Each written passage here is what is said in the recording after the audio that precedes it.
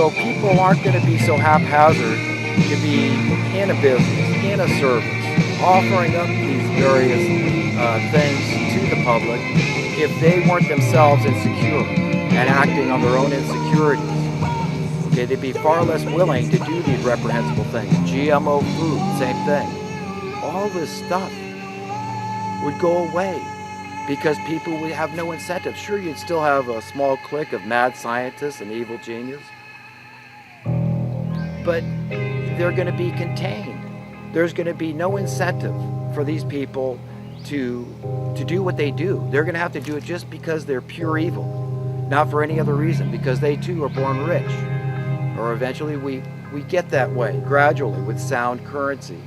A true free market supply and demand system would lift all ships gradually, because again, we're overproductive. This is the reasoning behind what I'm telling you. It all makes perfect sense if you consider what I'm saying. Now, what other things could we end? How about all the suppressed cures for various diseases? Now, if your job depends on researching cancer treatments, for example, and if some clown comes up with a cure for cancer, says blueberries and broccoli, this does it, I've proved it. Here it is, cheap, everybody can afford it, quick, easy, no more cancer. But what happens to the chemotherapy industry? All the people working on cures and treatments, okay, all the research, they're all out of work.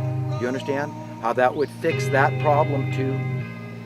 This is the only way, folks. The only way is to share the prosperity. It's the right thing. I mean, who are you, who am I to say it's okay that I'm free and I have a 100% voluntary-based reality because I've got the wherewithal. I've gotten financial security, okay?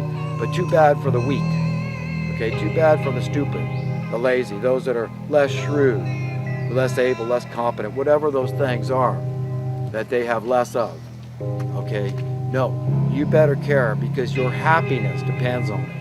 You can imagine you can be happy and enjoy your prosperity, your security, while others suffer needlessly. You can't.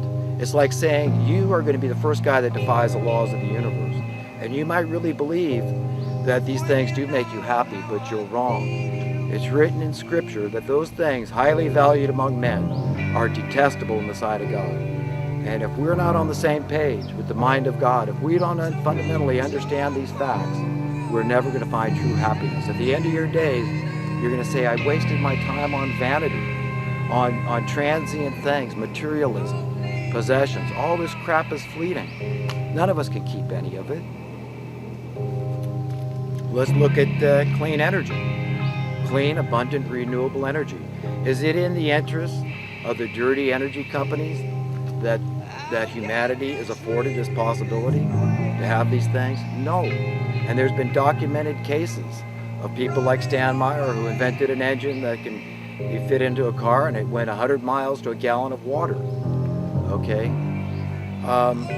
He was offered over $1 billion by an Arab oil group for this invention because it wasn't storing hydrogen, it made it on demand. Very safe. In other words, what he did was very rudimentary, a very simple idea. He miniaturized hydrogen production, he miniaturized it. Instead of having a big plant like we're told in some big elaborate deal to have hydrogen. The fact is it's not at all. And it's much safer than having a tank full of hydrogen and driving around the bomb system. We're talking about an engine that was capable with very low energy, just the electricity that could come off automotive-style batteries could produce enough hydrogen to keep the car going. It's a very powerful clean fuel. So you can see why that's not in the interest of the oil companies to have these ideas come out. So folks, if you want to solve all the solvable problems, okay, then you've got to focus on that one thing that's required.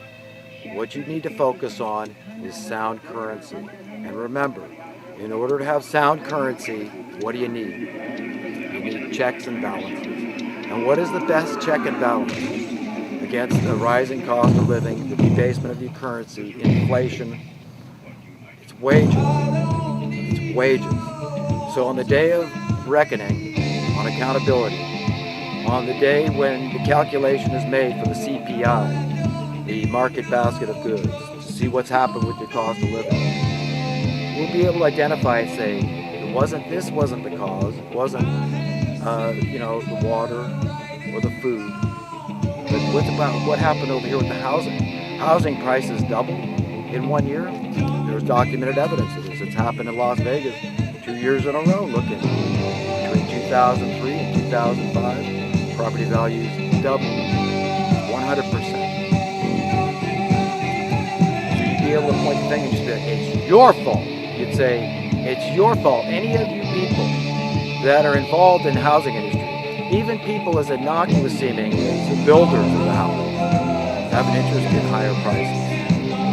Okay? Owners of houses have an interest in manipulating them. Hey, just kind of let a market manipulate the markets. I mean, what do you need? You know what I mean? You live in America and all this crap, when it's all a bunch of you know what. You say, hey, and hold them accountable. Now you've raised my labor cost, and I know who did it. Okay? Because that time, boom, that's it. The calculation is made, and wages went from $10 to $15 an hour. Why? Because of the housing cost. A commodity that none of us can get away from went up. Do you understand what I'm saying? And it drives up everything else, because the most shrewd out there, they're just going to keep jacking their prices up, and some industries can get away with it. The auto body industry, they're subsidized by the insurance companies, always trying to vie to get, the greatest attention and best service. So they're probably not going to be hurt. Your mechanic charging you $100 an hour, yeah, the shops can do that. Well, your mechanic's probably getting paid $15, $25 an hour at the most. But you understand how this works. And I hope I've explained that in simple enough terms so even the layman says, you know what, this guy's right, he makes sense. And then you pass it on, pass the ideas on to everybody, and point this out, that the answer is checks and balances. And the labor costs are the very best way to guarantee this can be done, okay? We got to hold people's feet to the fire that are manipulating markets and doing this price fixing, rationing things out based on affordability, not on reality. Okay, it's like the diamond industry with warehouses full of diamonds. We could all be walking around with pockets full of diamonds. Okay, every person on earth could be, but they're holding them back. Do you get it? And releasing them at their discretion, which is always going to be in their favor. I mean, if they could own the whole world with diamonds, they'd do that. But no, they had to pick on an essential human need. And in this case, the essential human need is housing. All the real estate agents involved in this, the real estate appraisers working with the bankers just want to dump as much money as they can on the market. And at the top, the fault is always at the very top. The policies that the Federal Reserve bankers make, they make them for America, they make them for the rest of the world. Okay?